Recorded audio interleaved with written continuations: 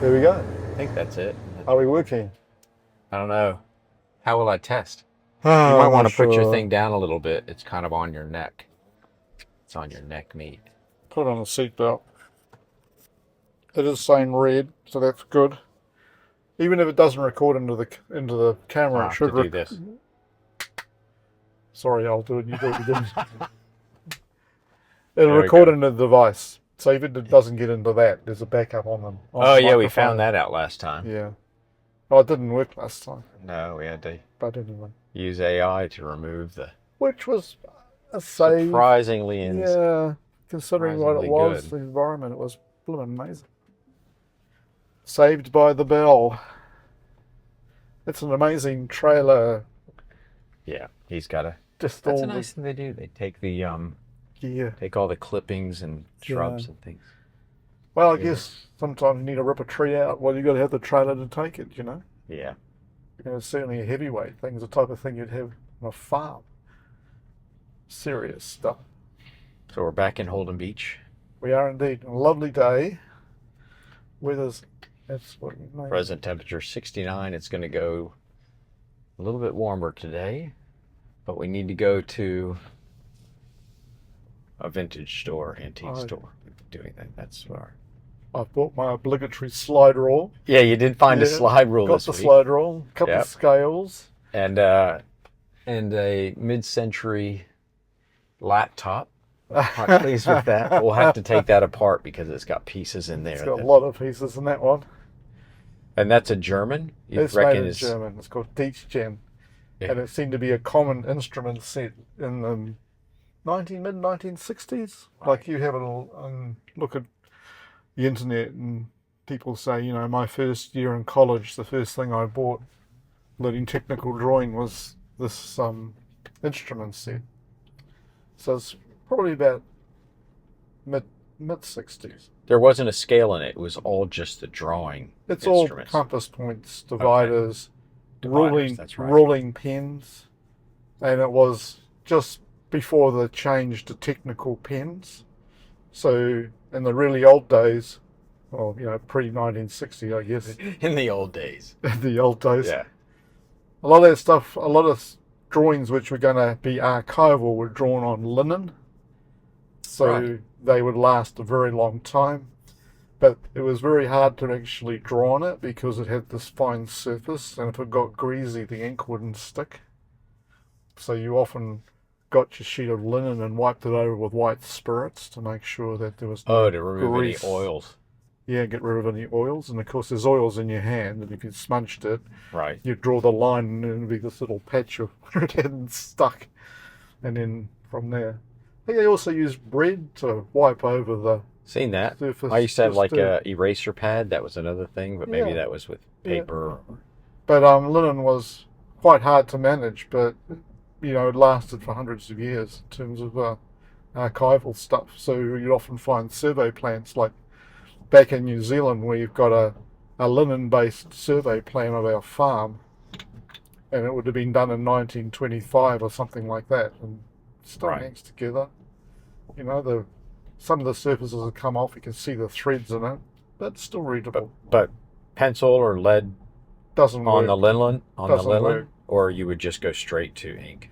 You'd shape it up with pencil. So Yeah. you'd like trace, and then you'd do this, Kind of lay it out first. lay it out with pencils, and then use these rolling pens to, you know, you put them in an inkwell, take them up. They're quite difficult to use because if you weren't careful, you'd find the ink would go under the set square or under the T-square, It's a mess. and it's a mess real fast. So it was an art form. Right tools. You could adjust the width of the line by, you know, it had an adjustment on that. Oh, so you yeah, had a on the very ruling fine pen. line on The the thing rolling was, pen. is you had to go slow. Very. You couldn't rush. And, you know, we go fast now, and I don't know if Oh. there's something. We don't draw like that Lost. anymore at all. I liked using Revit early on because I felt like I was going slower. There was a lot of rushing to coordinate manual things, Right. or to coordinate things manually. And I felt like I could Yeah. kind of take a moment, think about it a long time, and then kind of commit to doing it, knowing that things were Yeah. coordinated, but I don't know now. Do you feel like people are kind of rushing too much? I don't know if there's something lost when you have to, if you can't go slow. Well, you've got to understand how what you're representing works, and I think that's a big problem we have these days. How you're what? How what you're communicating or drawing actually operates or works, how the detail works. You've got time to think about that as well as present it, and you'll often present it in a way which will reflect that type of methodology. I think now it's kind of plug and pray. We just take this detail or the solution, plug it in, and hope it's going to work. Right. Often out of context. And I think in using these slower, the 60s and before that, the time you took to draw it was also time spent considering the solution. Yeah, adding things to drawings quickly to make it look complete, just to untangle them and edit them later. No. Whereas it seemed to be a very methodic. I got right on the end of it where I was doing hand drafting, right, and AutoCAD about the same time, but we had lots of drawings that had been done by hand, and so we would just continue if there were any changes or tweaks to that set. Yeah. But then if it's a new project, we do it in CAD, and then sometimes you print it out and go, oh, I just need this little change. Just tweak it and then run your blue lines, and then be sure to go back to the CAD file. But now, get the drawing out quickly. Don't wait to plot it just to make that minor change. And then we'd update the CAD file later if we need, to keep it up to date. But it seems like there's such a sense of urgency, and it undoes the amount of planning we did because it was hard. It was hard to change things. So you seem to spend a lot of time considering. Yep. And even when we were hand drafting, we might work up a detail, but it wouldn't go on the sheet. It would go on a sticky in context with where the detail needed to be. But you didn't peel it off and put it down until things settle down. That's right. Otherwise, it might have to move, and then you got to go peel it off. Lucky if you can use it again, it's going to be full of bubbles. So you throw it out. You'd have to go Xerox another one or print another one on a sticky and do it again.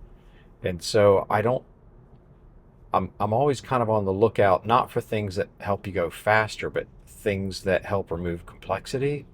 Yeah. And in some ways, you can go slower, but we don't seem to use it to go slow. We seem to use it to rush, and doing a lot of things that need to be edited after the fact. Yeah. So I'm seeing tools now, and we talked about some of them last week, where you can automate documentation by pushing a button. But then you have to spend time moving things around and cleaning up where they should be. Right. So it's kind of like the 60% cut. Yeah, what would you rather do? Kind of additively do things deliberately? And yes, they're going to be manual, but you can be confident of what was done because you did it, as opposed to doing it in a second and then spending the time you allegedly saved going through the drawing set and fixing it. Do it right and do it once. I mean, if you had an architectural intern, you'd say, okay, I want you to just do this side of it and then stop and let's see what you did. Okay, well, those dimensions need to go to this. They need to go to face a structure. So when we start doing this other area, let's fix this and then put it in mind. But automated systems don't do that. They just do it for better or for worse. They'll do it right everywhere or wrong everywhere. And then you have to spend time fixing what you automated. I think that it's going to get better over time if AI is starting to get involved with those types of processes, because it'll learn the layout, the type of, as an experienced manual draftsman, you got to know the feel of how to lay stuff out, how to put views in proportion and so on. Right. And that's able to be trained in an AI over time. So you could see the time of the process happening where, that the automated systems will get better and better. But then the question is whether you need to have drawings or, why isn't it just one big view of the model that people can zero in and find the stuff they need to get? Well, that's the thing. You have to have dimensions in order to understand Yeah, but the instructions, but you can query those creating and get dimensions out. Right. Do you get them when you need them in context? Yeah. You know, Scott's discussion and presentation last week was the one that's really stuck in my head a lot. And he'll create his executive summary, but in essence, instead of a 30 by 42 sheet in inches, let's say it's 30 by 42 inches, his sheet size is 30 by 42 feet. And he doesn't print that sheet. That sheet is just to give a boundary for context and maybe proportion. But the drawing, the entire floor plan goes on that sheet view at 1.5 inch to foot. You can see every bit of detail. And that's where the details go as well. That's where every door tag goes. So rather than creating 10 different plan views for your floor plan, your finish plan, your equipment plan, your furniture plan, he creates one sheet at a large scale, and they only print it electronically to DWF. And that's what they use in the job trailer to figure out what they're doing for the day. They just zoom into that area, and instead of having to jump to another part of the document set or jump over here to the door schedule, that door tag must have had 20 parameters in it. Did. And it was about half the size of the door, if you look at it, but it had all of that information that you can't fit in a regular door tag if your sheet size is 30 by 42 inches and it's an 1/8 inch to the foot. And I'm really fascinated by that. He's trying to solve the problem for the contractor. Well, it gives the information in the context of the scale of detail when the guy needs it. Whereas if you traditional things, you have to go to another sheet to find that stuff. It's really like a super view, isn't it? Everything packed in at, say, 1:8 scale. I think it's 1.5 inches to the foot. Right. So, it's that type of scale, and you can add so much more. But as you zoom out, it just turns into a black mess. So, because... But that's okay for him, that's for what fine they're doing. For him. Yeah. It doesn't really matter, because that's why, if you plot it out, it's just going to be a black dot. If you plot it out on the... Oh, yeah. And that's fine. But when you drill down into it, you get this revealed detail and the stuff that he needs. And with a DWF scenario, you can do that.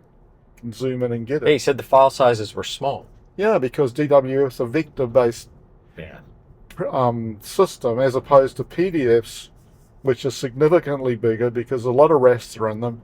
And they're actually not designed for vector stuff out of plotters and printers. Yeah, he said the PDF was coming out at 0.5 gig. I know. If you could open it. And the DWF was 100 meg. Yeah. But he's reducing the documentation from being, a 10-story building being 100 architectural floor plans, being 10 architectural floor plans. Yeah. Well, not only with the DWF, all the properties, the objects in a Revit file are in there. So if you touch an object, it'll tell you what it is. Oh, in the DWF. In the DWF. And it seems to be a format that Autodesk have forgotten about. I mean, the reader for it is kind of 2018. They're still maintaining it, but they're not doing anything on it. But as far as a delivery vehicle for information, particularly on a cell phone or a tablet, it's a very efficient format that carries, it's very information rich as well. And to get that in a PDF, the file's significantly heavier and really cumbersome. So, yeah. Well, Scott and I had a chat a bit about it leading into his chat last week at the Roundtable event. And the thing that seemed so elegant, in contrast to what we tend to do with new technology, which is let's do the thing we normally do with an analog tool with a digital tool. Yeah. And so the idea of printing out sheets that are 30 by 42 inches is what you do because you're trying to accomplish the analog requirement with a digital tool. But he just isolated, what does the bureaucracy need for their instructions? Yeah. And those sheets go out at that size. Yeah. And then everything else goes out on this. Why are we limiting ourselves to a view that's 30 by 42 inches if we have a digital environment? So his sheet size, I think he said it was not 30 by 42 feet, but it was some proportion that allowed for the entire floor plan to go on an entire sheet view at 1.5 inches to the foot. Yep. And they did that for the floor plans and the ceiling plans, separate set for the ceiling plans, one big sheet for elevations, and he's still working through it, but knowing where to find things, Yep. like the time spent flipping through the sheet set because you need a larger detail of a part of the building, and it's just all there. Yeah. I mean, before you'd hyperlink it by going, drill in, drill down to another sheet and another sheet. Right. But the other thing is that Revit provides you with a facility for multiple people to be working on that sheet view at the same time, whereas in an AutoCAD system or CAD system, which is using X-ray structures, you can only open up that file with one person. So Right. you can't get that, 4 people actually making that sheet work at the same time. So it's also a function of the technology. I mean, sheets are there because we did stuff at scale. We used pencils, so we had to make the whole thing fit so we could communicate it. And I think that ethos is still with us. Yep. And I think we really have to break that. Do we need to question that ethos? We have to question whether we need paper could be sheets. printed out in In 3D 32 by 40 feet.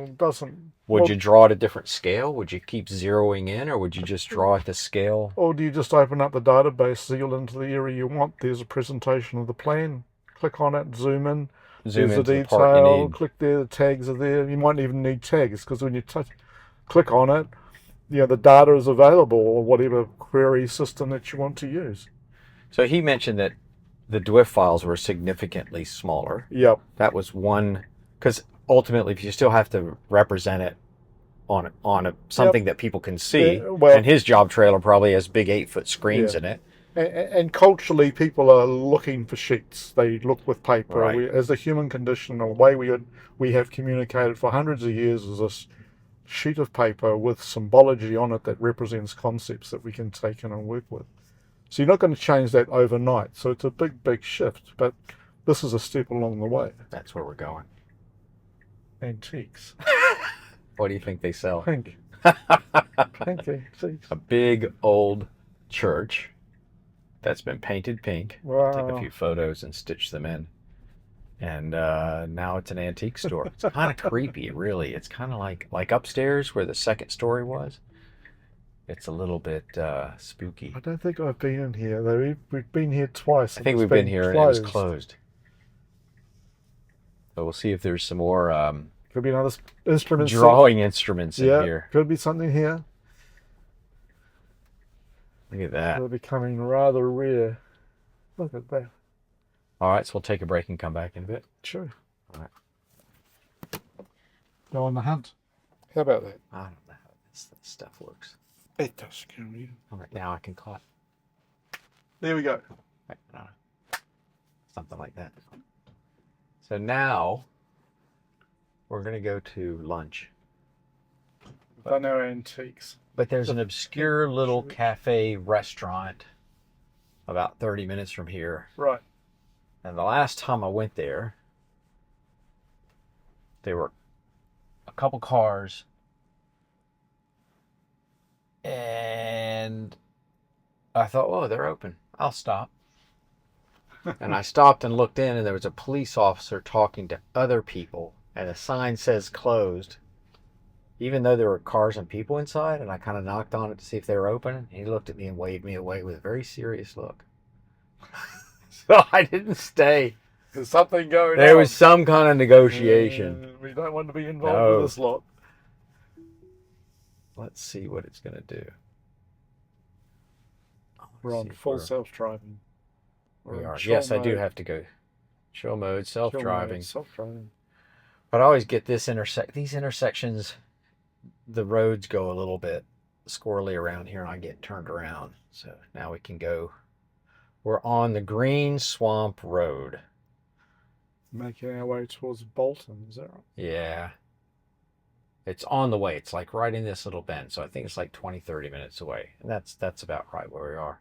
But the Green Swamp Preserve, let me turn this off. I'm just going to go for it. There's a town on the east side. I think it's on the east side of the Green Swamp. Right. That is talked about in the Varnamtown podcast because it's a long road that's a dead end. And it's basically in the Green Swamp. if the water level's down, you can pretty much walk anywhere. But then once the water comes up, they're on a little island above the marsh. Right. Oh, maybe there's a marsh or a swamp, so maybe it's a green swamp is when it's permanent water, as opposed to a marsh which can fluctuate. Yep. And there's videos, they made dugout canoes, they did turpentine. It's an old little community town, and that's where Dale Varnam's dad was from. Or maybe he was from Holden Beach, Brunswick area, but when he decided he was ready to get married, he went to the Green Swamp and met somebody and came back to Holden Beach. Do. As you do. As you do. Yeah, so the Green Swamp, headed north. What's that? Sheriff's office. Oh, yeah. Yeah.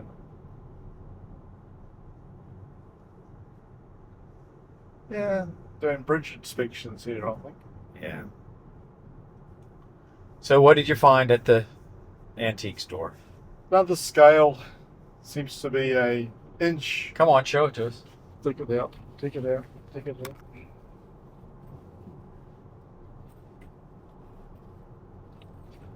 There we go. It's in a leather case? Absolutely. Well, you had to make sure your instruments were protected.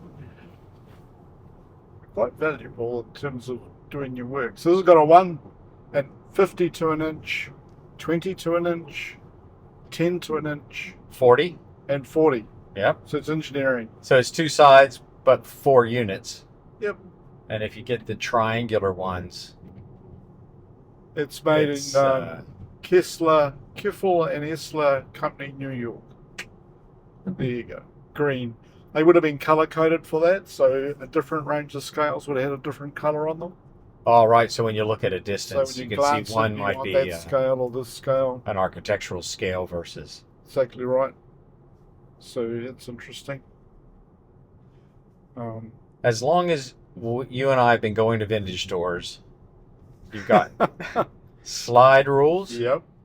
drawing sets, Instrument sets, scales. scales. What is I don't know if is it an affection or an affliction?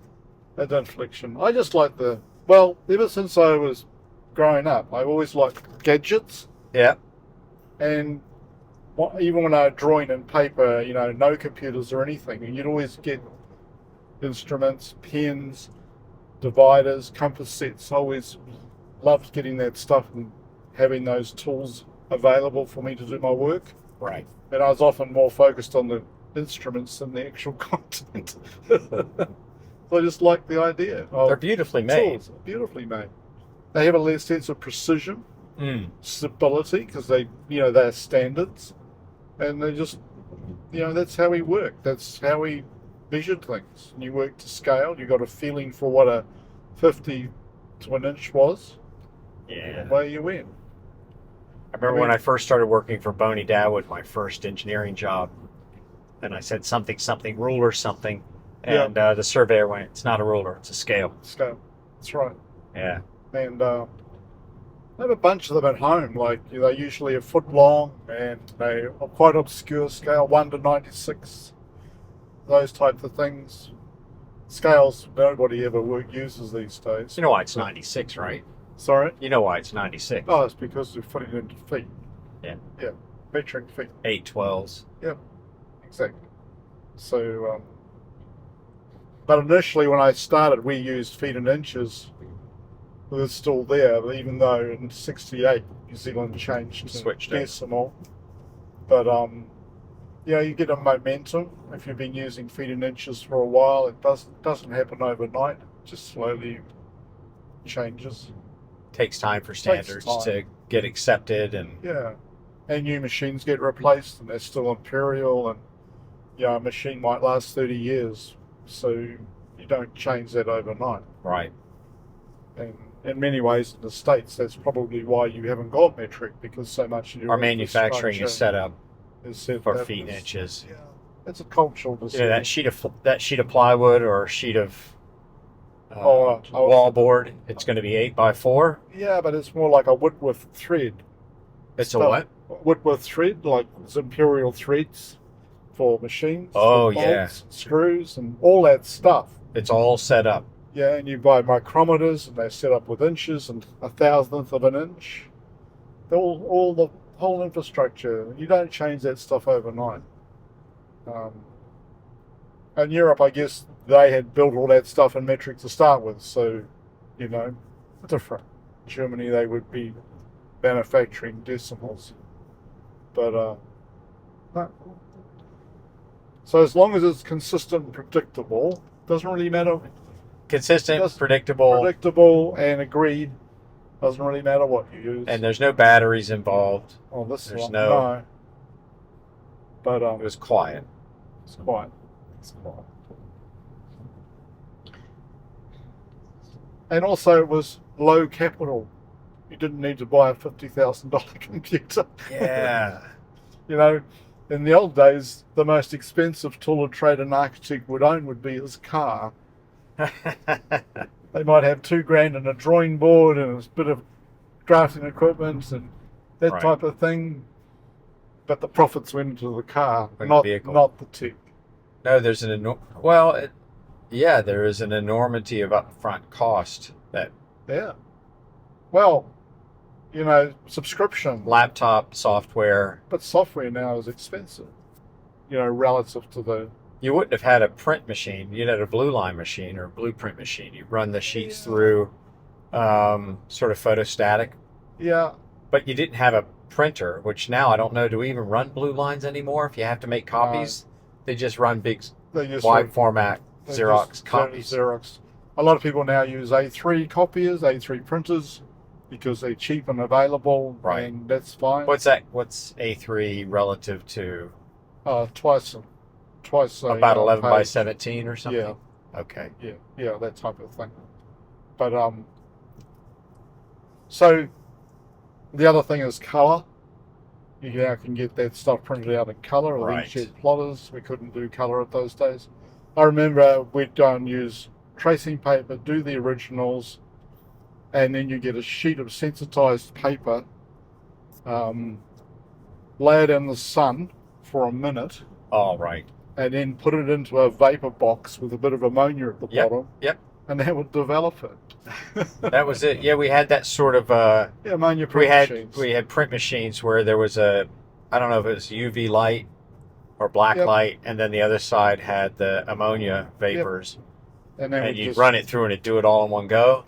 But after a while, you'd still have liquid in those containers. But the ammonia would slowly feed off. And so if it started to get weak, you'd have to swap out the gallon jug of ammonia. And I thought the ammonia, the one bottle I was grabbing, was going off. Right. And I opened the top and took a sniff, and I couldn't see. Clear your upper sinuses out pretty quickly. Everything just went dark, and I was able to stand up and feel my way out of the room, and slowly the lights came on again. But I didn't pass out. No. It really startled me. It was such a sharp, immediate pain, and affected my vision. And I just sort of held on to the door frame. And then recovered. The color kind of came. Yeah, I could see again. It's like, so don't whiff bottles of ammonia. No. You open the top and you go like this. Yeah. And that would tell you, right. You wouldn't just put your nose down to the top of the jug and breathe. Not good. Oh. So, very low tech from that point of view, but you developed a style and the way you drafted things so that the ammonia machine would give you tones, grey, black lines all the way through. Like you would basically put graphite in the back of a filled area. You put it on the back of the sheet. Oh, and then rub it with a chamois, and then use a raising shield with a rubber to take the edges off, so it was sharp. Nice and crisp. Yeah. Nice and crisp. And then when you printed it means you could work on the front without mucking up the shading on the back. And you wouldn't add, so if you're doing a shaded region or a filled region, you wouldn't do it on the front, because that would be a mess. You'd do it on the back. Yeah, because the lead runs a little bit. You run your finger over it or your palm over it, and you get black. Gotcha. So it's just a matter of using what you had. And then that would give a nice tone in the ammonia print machine. Yeah, I still got some of that stuff back at home. I mean, now the craft of making the drawing has gone into the craft of making the parameter or the formula. It's a little bit, it's another degree removed. It's far more abstract now. Whereas before, you could see it. It was immediately evident. Immediately evident. If you change the tone when you printed, less hands-on. Right. And the craft wasn't be able to present the information in a sheet form that actually communicated, like line weight. It's actually quite hard to manage line weight Revit. If you look at the whole thing, you have to keep zooming in and out really quickly. There is that option, zoom to sheet size, which gives you an impression of what it will look like. Yeah. At 1:1, but it's more in terms of those tables to set them up. And one of the things about would be really great if we had is what I call active templates, where you could just go and do a profile of a line weight for a particular project, and then you could impose those standards on a subsequent one without having, because most templates are based on you start from this template and everything's set and going forward. In my experience, often you get information that is not formatted correctly and you need to be able to override it actively. Right. So if you could have something that will take a Revit file and realign it to the standards after the fact. Right. Which is what we used to do with AutoCAD. I used to run script files which would reorganize the complete file along a new naming systems, new layer naming systems, whatever we needed to do. But that active template as opposed to a passive template where that's where you start from and then you muck around to try and adjust it down the line, and then your guy next to you might not necessarily have the same approach to making the changes. Yeah, it just seems like we've got this technology in order to make things more efficient, but we've taken the time saved doing the one thing more efficiently to doing many things maybe a little less automatically or repetitively. Yeah. And so on balance, you were reading that email or that thread from someone saying the fees have been going down over the last decades. And well, it's a question, in the early days it was the question of having legibility against style. Is it better to make it look good and handcrafted, or is it better to be legible so that it becomes more democratic in a way? Right. And more people can read it, because often you develop an architectural style which can be quite flowy or unique. If you get really stylized, though, you can't read it. No, it's too much. It's too much. So, when you get a CAD system, it's quite hard to get that style in these systems. So you started to say, well, we're not worried about the lines crossing. And the reason is because I want a dimension from the intersection, not from the overflow. Right. Because that was important, that the dimension actually measured the lines and gave you a result. It wasn't that you just did a dimension line and then actually arbitrarily said what it was going to be, even if it did scale slightly out. Just different approach. But it's certainly changed a massive amount. And this generation has no backstory in relating to what that happens. Oh, the legacy of having done lost in the 90s. Because when CAD came in, often your journeyman draftsman didn't adapt, or was too old, or was fired. Right. And it wasn't because he couldn't deal with the CAD, or she or she couldn't deal with the CAD. But it's the implicit knowledge that he had that went with him, the experience, which is useful in terms of applying CAD systems or applying technology, but often those older guys were not valued from that perspective.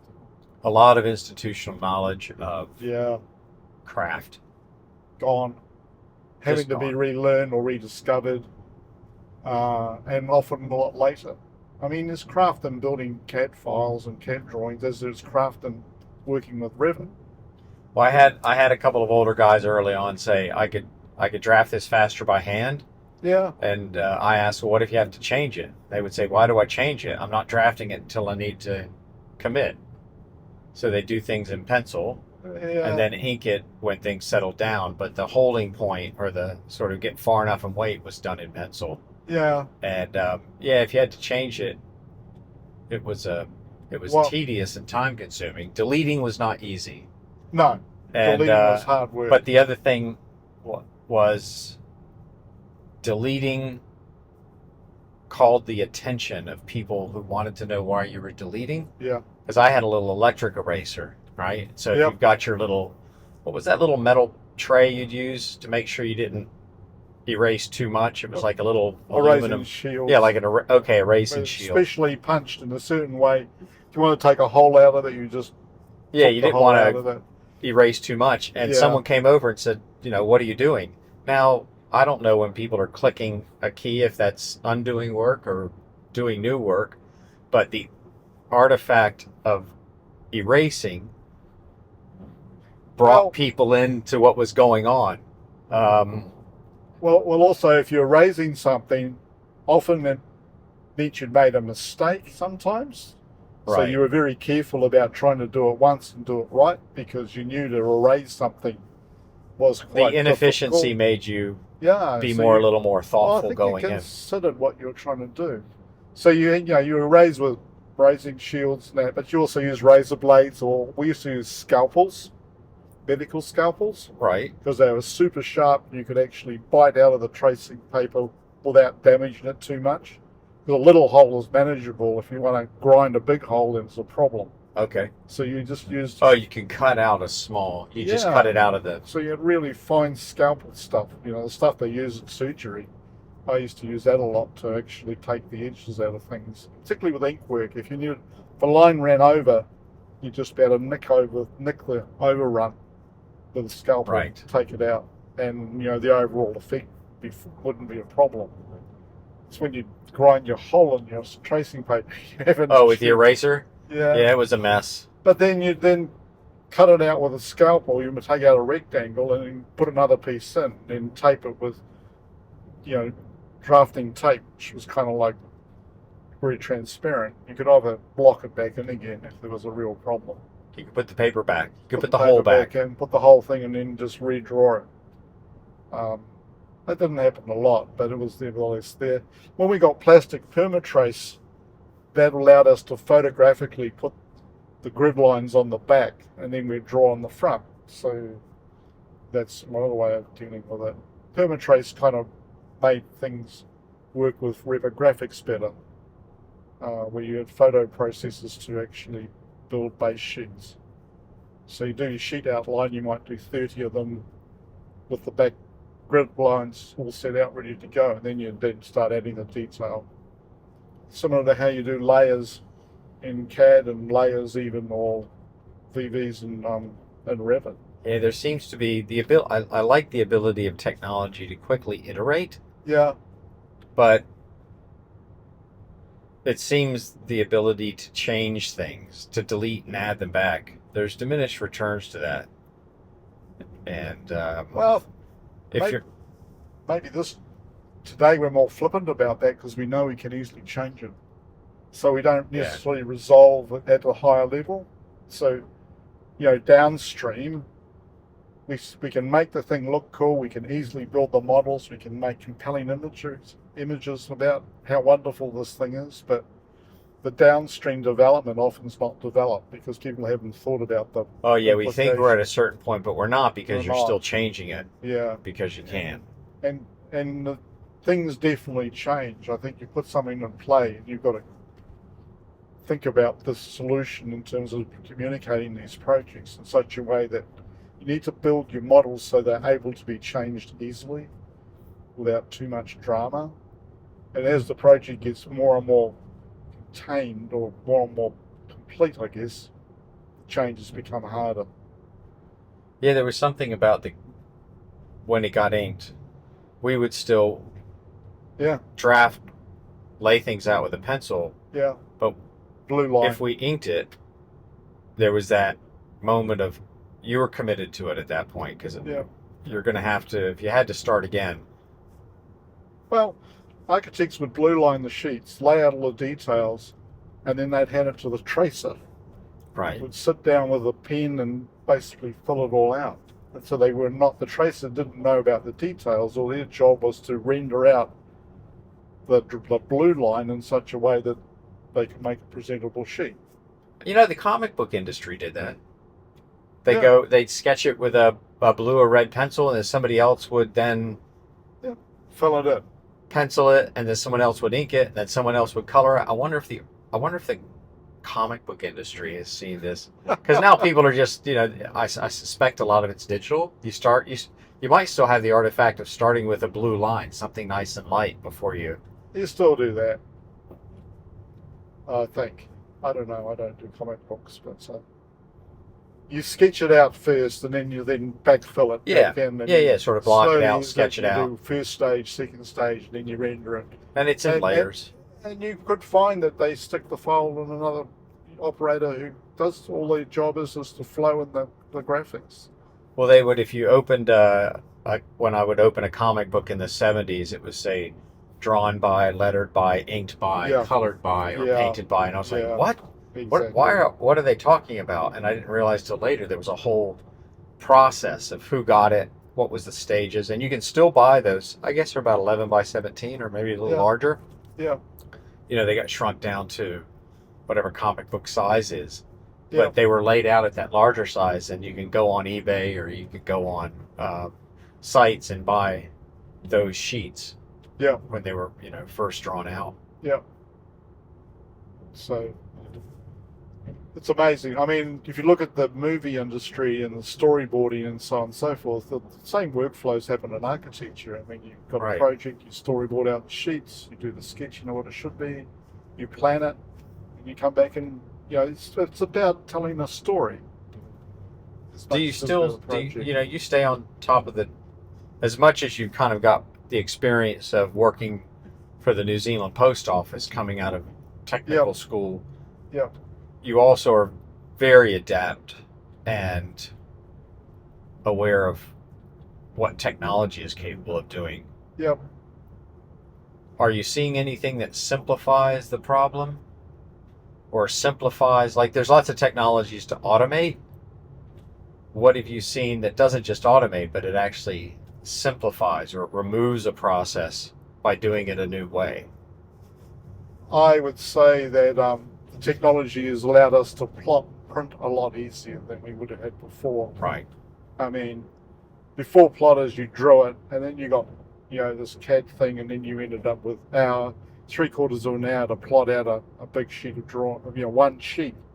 So you really, a big job, you had to start plotting a week before the deadline. Right. To get it out, which means you had to go and basically have the job ready to go a week before it was actually supposed to be delivered, just because of the physical issue about plotting things. And then we started to get electrostatic plotters, which could do the same sheet in a minute. Changes the dynamic of what we needed to do. It means we can actually... You can wait up to the last minute to print. Now we really don't print anything much at all, and rip out the PDFs. They take an hour and a half or whatever. I know some big shops do a print run every night, so there's to have physical prints. But they plot the PDF. Oh, okay. So they run it every 24 hours, so the latest shots are there. But then if you look at the workflows, you have the meeting on Monday, and then you get the plot outs the next day, and it often also doesn't work because you end up with things being looked at. Yeah, the ability to, if you had to plot something, it was a stressful decision. Oh, it was.